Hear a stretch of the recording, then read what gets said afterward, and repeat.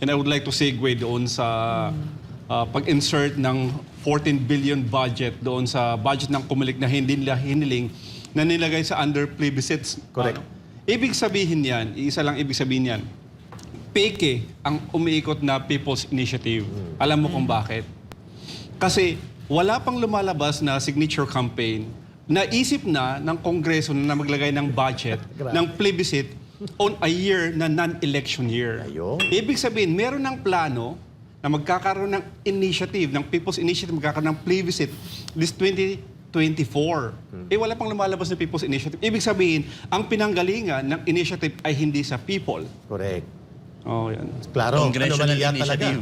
Congressional initiative. Yeah.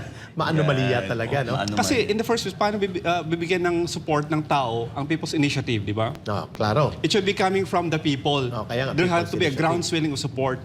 Okay. But, bakit may budget na sa Kongreso, wala pang People's Initiative? At napakalaki ng budget, mga kababayan, Team Laban Kasamang Bayan, it's 14 billion pesos. How much is the BDP right now? BDP, Eric? ma'am, is 10? around 2.5 million lang per barangay. Yeah. Ang consolidated na ibinigay ng Kongreso is less than 3 billion or 3 billion lang. Look at their priorities. 14 billion. So, ma'am, babuiluhan natin yan, Attorney Busanto. Gaano daw kahalaga na ang boses ng mga katutubo ay marinig at anong tindig nila tungkol dito sa anomalya at kontrobersiya na pinupunduhan ng napakalaki ng mga mabalahibong kamay at maanomaliyang mga persona na hindi na umaamin pero alam na kung saan nanggagaling itong charter change. What good shall it bring to the indigenous people's community daw at papaano ang inyong magiging tindig sa ganitong kalala na mga maniobrahan at kalokohan sa papirma-pirma na ito, Attorney Busanto? I had been speaking with a lot of leaders lately nung nagkakaroon kami ng mga pagpupulong at lumabas ngayong issue ng charter change. Kasi sumasabay ito sa issue ng pagbabago ng IPRA, yung tatanggalin yung land registration ng IPRA at ilalagay sa DNR. Ayun. Sumasabay pa yung charter change. Pag na-feel namin, nawawala kami sa equation eh. Diba? We should be at the forefront of discussion because what we bring to the country is quite significant also. And you cannot really say that a country is improving when the people at the darkest forum ng iyong mga sa ano niya, pinumbra niya is hindi man lang nakikitaan ng araw. Diba? When you're not talking about the poverty that is real, yet you're talking about development in urban areas, hindi yan, wala yung parity. So we believe na nawawala kami sa equation. But attorney, you said that the indigenous peoples, you bring a lot to the table, Yes. which I agree with. No, but Yes. could you please just give our people an idea what it is that you bring to the table? Yes. The indigenous peoples at bakit mahalaga at bakit yung pagtago no na yung halos invisible sila. Why has that cost us so much? Yes. Let's talk about one of the biggest drivers of our economy today. No? Pinakamalaki na nagdadala ng drivers ng economic reforms natin. Tourism, for example. Yeah. Let's look at the tourism areas in the country. Anong pinagmamalaki ng Pilipinas? Palawan, Palawan, Boracay. Sagada, Baguio, Mount Baguio. Apo. Yes. Almost all these areas has been, because of the cultural loss of the IPs has been protected. And the way you see it today, how beautiful it is it's because of yung sa Care. pangangalaga ng mga Care, yung IPs. alaga. They nurtured it and they Yes. protected it. Tingnan yung Sagada, for example. Correct. Yung mga taga-Sagada, ayaw nila ng mga big developments. Ayaw nilang pumasok yung mga, those big corporations. SM. Nami-maintain nila yan. That's why people are going there. Because of the authenticity of the place. And the reverence. Tama, so- There's sacred ang nature sa Yes. mga IPs. Oo. Punta ka ng El Na-preserve Nido, nila punta ka lugar ng nila. Coron, di ba? These are the best islands in the world. In the world. Even Boracay, for example, na sa mga Ata, Negros Ata ang mga yan. These are owned by the indigenous peoples. You talk about when it comes to energy. Energy. Dam, solar, saan ba nakapwesto or nakapranta ang mga yan? Geothermal, lahat. Mga geothermal, mga yan. Yan na within the ancestral domain. You talk about the mining industry, mining. right? Kasi gusto ng DNR yun yung mga mining yan. Almost all of them are nasa loob ng ancestral domain. Yeah. You talk about people in terms of resources, population. We compose around 20 million. 20 million of the total population of this country is IP. IP. Oh. So you cannot really say na pabayaan natin naman kasi wala nang binibigyan sa national patrimony or national economy. I think that's a false notion.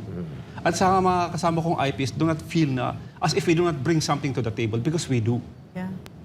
Tama. Priceless. Attorney Yeah. Franz, Thank baka you. may gusto kang, thank you Attorney Marlon. May Yeah. gusto kang idagdag o may gusto kang i-shift na topics? Yeah, may nabanggit lang din na syempre pagdating sa mining industry, may ilang mga related na mga nandyan na nakaupo sa Kongreso na may hinahawakan na malalaking korporasyon. Tama. Ito yung mga bagay na talaga lang kung bakit nila dinidin itong charter change na ito. Hindi po ba ito na posibleng mangyari o masakop nila para, I don't wanna be right away, gusto ko maging mabait pa rin somehow, pero what are the intentions or possible na mangyari if ever, dahil nakikita na po natin ang tahasan na nangyayaring pagdating sa ating mga pondo. At ngayon ay iniingatan natin ang karapatan ng ating mga katutubo. Hindi po ba madadamay ang ating mga katutubo? Especially, alam po natin na may mga oligarko na talaga naman na nandyan at hawak nilang iilang korporasyon na apektado ang ating ang iilan sa lugar ng ating pamayanang katutubo. Kabilang na dito ang mining industry. Attorney, ang masasabi nyo dito, na iilan sa dito ay nariyan, mambabatas po. Yes. Sa totoo lang, no? A lot of our miners in these countries are sitting sa House of Representatives. Tama. Which bawal sana. Dapat ano ka. Pero yan yung katotohanan eh. And what's happening right now is that there is a movement in the mining industry na medyo palaki na siya ng palaki. And most of the areas ngayon na subject for mining is sa mga ancestral domain. First, may mga IPs tayo na ayaw ng mining. Pero may mga IPs din tayo na gusto ng mining. They were able to find balance. Okay. Di ba? Lagi natin sinasabi na we are anti-mining, we are pro-mining, mga ganyan. But at the end of the day, it should be the IPs themselves who will dictate kung ano ang gusto nilang gawin sa kanilang ancestral domain. Sa last na baba ko sa Palawan, ang sabi nila, it's not really what we want is tanggalin yung mga trees ng aming ancestral domain. It just so happen that we don't have a lot of opportunities. So yung mga tao na gusto talaga ng mga pro-environment, mga ganyan, this is one of the agenda that you should look into. Kasi yung mga IPs naman, madaling kausap ang mga yan. If you give them a proper alternative or in opportunity, hindi pinag-uusapan ng mining. Ang mining lang kasi sa kanila is an opportunity to get them out of poverty. So ang sa'yo ay striking the balance at hindi pwede na walang say o decision-making power ang mga katutubong pamayanan at mga tribo pagdating sa pag-maximize ng mga natural na mga kayamanan na nasa lugar ng katutubong pamayanan, mining, It's not even striking a balance. Eh. It should be their sole soul, decision because that is a private land. na ang mga desisyon na yan ay dapat magbubunga mula sa desisyon ng mga tribo at katutubong pamayanan. Yes. That is the danger ngayon yung pinapasa ni Congressman Romualdo na House puntahan Bill natin yan. 9608. Ang kasing isa sa mga revision na gusto nyong gawin ay ilagay sa DNR ang Ancestral Domains Office at within 2 years, i-review lahat ang mga na-issue na title in favor of the IPs at within 10 years, ika-cancel yung tingin nila ay fraudulent yung pagkakuha. And how to define fraudulent? Wala tayong alam kung paano i-define yan. Yeah. So why It is this dangerous? Bakit dangerous? At anong hugot nito ni Romualdo ng taga-Camiguin? O halimbawa, isang area ng IP, ayaw nila ng mining, sabihin na tatanggalin namin yung titulo nyo. And they can do that kasi that's within the law na i-review yung mga ancestral domain At na yan. wala sa NCAP ang kapangyarihan Wala kapag na. natuloy. Nasa DNR, Nasa Secretary of the DNR who also signs the Mineral Sharing Agreement, MPSA. the MPSA. Let me get that straight. The IPs will lose possession of their ancestral Yes, domains? potentially, yes. Potentially because of this, that This- Romualdo. Yes. Yes. Kasi Wow. sinasabi niya sa batas na yun na Tell me what that means for the IPs to lose Anong their epekto ancestral niyan? domains. At anong kampanya nyo may kaugnayan yan kung kaya nandito rin ang talakayan na ito ngayong umaga? ito yung, sabi ko, nabanggit ko tanong noon, sabi nila, pag natuloy yung batas na yan at i-review yung mga na-approve na yan, babalik sila sa bundok. As simple as that.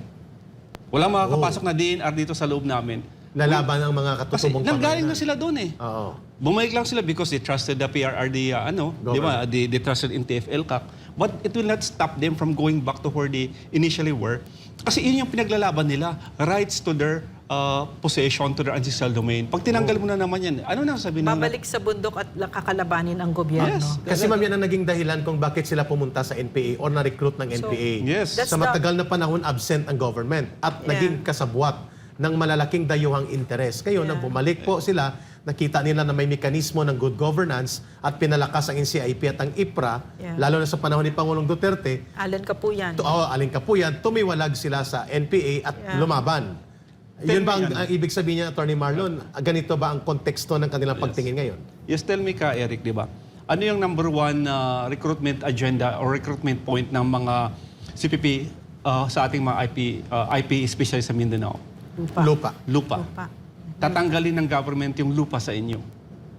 So wala kayong tatakbuhan. Saan kayo Akala tatakbo? ko sinabi nung resolution na yan or yung whatever na yan na in favor of the IPs. No. No? Yung What House does it Bill, know? amendment What is ito it sa saying? batas. What is this bill saying again? Ang sinasabi niya is tutulungan daw yung IP sa pagpapaayos ng land registration nila.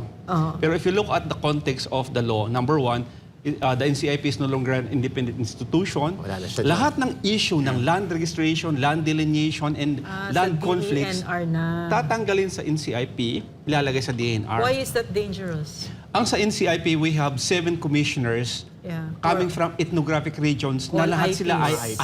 IP. Yes. Okay? So they understand, They understand. the meaning of cultural integrity. Ngayon, dadalhin mo yan sa Secretary of the DNR. Na technical ang kanyang pagtingin Yes, at hindi nakabatay sa cultural. And always And organic laws ng magko-conflict mga yan. Magko-conflict Yeah. yan sa Yeah. batas ng DNR. Correct. Ang sabi ng batas ng DNR, Regalian Doctrine, lahat na lupa sa Pilipinas ay pag-aari Ng Estado. Ang NCIP, sabi niya, the native title is an exception to that rule, meaning these lands being held by the IPs is private in character and therefore it should not be subject to the national patrimony. Outside yan sa national ownership. Isang agency. Siyempre, sino matatalo dyan? Talo ang IP talaga. Talo talagang IP dyan. Mapapahiya ang Secretary of DNR kung nag-issue siya ng impasi tapos sabi ng IPs, ayaw namin ng mina. So what is the real intent of Bakit nila Romualdo? babaguhin yan? I think they want to recover portion of the ancestral domain. Sa Kasi si Camiguin. Congressman Romualdo, may na-issue na kasing CALC in favor of the Camiguin What's a IPs. CALC? Certificate of Ancestral Land Claim kasi wala pang Title. IPRA noon nung nag-apply sila. They were given, no? They were recognized by the Republic of the Philippines na sila ay IP at meron silang claim sa Camiguin. Sa Camiguin ito. Yes. So He should- Congressman Romualdo is an IP? No. Ang No, sabi- he's not. Oh, he's not. But he wants to have some of the ancestral domain. Ang sabi niya, walang IP sa Camiguin. Sinabi niya, At ito Wow. sa yata ma'am, ang itinuturo na grabe ang kanyang pag-iinsulto sa mga katutubong pamayanan at kaya galit na galit siya sa NCIP kay Chairman Kapuyan dati at sapagkat dinadaya daw ang titling ng mga IP communities at napipigilan ang pagpasok ng development. Pero nang tinanong natin, may land interest pala siya sa mga lugar na ito. At may conflict of interest kasi papasahan nila ng batas, pero ang batas na ito ay lulumpuin naman ang mga gains na naabot ng mga katutubong pamayanan. At technically, magiging walang saysay at kabuluhan ang NCIP. Kaya ang tanong natin, Attorney Bosanto, I see. hindi ba tumutugma ito sa gustong mangyari ng CPP, NPA, NDF na lumpuin ang gobyerno? Yes. At magiging instrumento ang gobyerno sa pang-api sa katutubong pamayanan at mga tribo? Exactly the way they call now for the abolition of NCIP and the abolition of IPRA as batas na nangangalaga sana sa mga IP. Your reaction to this? so I remember now that Romualdo, he's the one who has all this disdain and ignorance about the indigenous peoples. Kasi Right? ang That's IP him. daw man dapat kumakain ng buhay na manok. Oo, ng hilaw. Ng hilaw na manok. Maya-maya. Kasi may isa pang sumambulat na Yep. balita kaninang umaga ay kumpirmado na ngayong araw ang panunumpa ng bagong pinuno ng kagawaran sa Department of Finance. Go ahead, Brother Frank. Correct, tama ka dyan ka Eric at si Ralph Recto ang itinalaga bilang bagong sekretary ng Department of Finance. Nakatakdang manumpa sa posisyon si Congressman Ralph Recto sa harap ni Pangulong Ferdinand Marcos Jr. bilang bagong sekretary ng Department of Finance ngayong araw ng Biyernes. Ito ay matapos kumpirmahin ni Presidential Communications Office o PCO Secretary Cheloy Garafil ang pagkatalaga sa nasabing pwesto ni Recto. Una nang inihayag ni dating Batangas Governor Vilma Santos na itinalaga na bilang kalihim ng DOF ang kanyang asawa na si Recto. Pero bukod kay Recto, ay manunumpa rin sa harap ni PBBM si Frederick Go bilang Special Assistant to the President for Investment and Economic Affairs. Hindi si Yan ang Christopher iyong, Bongo, ha? Ay, hindi. Iba to, Frederick Go ito. Correct, Eric. Pero gaya nga ng biniluhan na agad ni Atty. Marlon Bosagto ni Pero Chacha. before mo itanong yung Chacha, Yeah. kasi napaka-unpopular sa ilang buwan na nakalipas si Secretary Benjamin Diokno sa Department of Finance dahil nga sa kanyang pangreretoke at kanyang hindi magagandang pananalita o pahayag sa ating security sector na mga opisyal at mga kasapi ng Armed Forces of the Philippines, Philippine National Police at iba pang nasa security sector agencies. So malinaw po na naging malaking issue itong pagreretoke sa pension fund at ang hindi paglilinaw kung bakit ang kanyang pagtingin ay nagiging pabigat ang ating mga security sector members of this agency na nagiging sanhi daw ng ating financial hemorrhage sa kanyang pagtingin. Kaya nag-react ng todo at medyo negatibo nga ang pagtanggap ng maraming nasa security sector, AFP and PNP particularly, sa mga unpopular na naging pahayag ni Secretary Benjamin Diokno nung nakaraang mga ilang buwan. At sinundan pa yan ng kanyang pagigiit na punduhan mula sa savings ng mga GOCC, Government-Owned and Controlled Corporations, ang Maharlika Fund na medyo questionable din. Ay sapagkat ngayon lumalabas na ipupundo pala nila ito sa NGCP at ipinanukala na nila na pupunduhan ang mga negosyong malalaki ng mga monopolista at oligarkong bilyonaryo ng mga negosyo sa kuryente o NGCP kagaya niyan. So itong mga issue na ito, siguro baka nag-iisip din ang Pangulong Bongbong Marcos Jr. na kailangan magiging katanggap-tanggap sa maraming sektor ng lipunan at magbibigay ng panibagong sigla sa economic programs niya ang kanyang itinalagang Secretary of Finance. Baka may mga opinion ang kasama dito, like si Atty. Busantog, Sir, dito sa biglaang walang indicator na si former Senator and now Congressman Ralph Recto ang uupo bilang Secretary of Finance. Well, parang for me, it's a hard job, so we wish him well. No, I don't really know him. No, I've heard things about him, good things, bad things, but to be fair to him, no, we'll give him a chance and we will support him because it is a very hard and very challenging job to be a secretary. So, let's Tama. see, no? Yes. The people will be watching. And, Yeah, the people will be watching, I will be definitely. re-echoing yung sabi ni Ma'am Lorraine. The success of this secretary, the new secretary will be the success of our nation, especially Yeah. pag maayos nila yung Panay brownout, no, the Visayas Yeah. brownout issue. If by allocating more finances to NGCP, it would create more less brownout for our people in the Visayas area, then why not, no? But I think that because of the issues na subsequent na nangyayari dyan sa Maharlika funds, mga ganyan, the people will be watching and probably the new secretary will be coming in with more pressure in his shoulders, no? Especially kinikerry niya ngayon yung bagong mandate na binigay sa kanya ni President Marcos. And how to unify ang ating security sector for them to realize na ang mga pension fund reforms na ito ay mahalaga at kailangan ng cooperation at pagtanggap nila at hindi ito panggigipit o pagbabaliwala sa kanilang naging pagsasakripisyo sa kahalagahan ng kanilang serbisyo sa ating bansa bilang mga tagapagtanggol ng ating kapayapaan at demokrasya. Napakahirap kasi na hinihingi mo yung sakripisyo na yon sa ating mga kasundaluhan tapos ang Congress mismo ayaw mag-explain ng very this obscene amounts of money, 'di ba? So isa yun, that's one of those points of contention, 'di ba, that you are asking our real heroes, the ones who really gave their lives, no? And then you're not demanding for accountability from the congressmen, no? So that's one of those things. So we wish pati yung Maharlika Fund na yan, kasi up to now I'm not so clear about what it is, di ba? And if I'm not clear about it, then most likely a lot of Filipinos are also not clear about it. So we're wishing that the secretary, the incoming Secretary of Finance will be forthcoming, and whatever it is, we hope that he has his heart is for the Filipino people. It will be to serve the Filipino people. And of course, we will be watching and supporting him.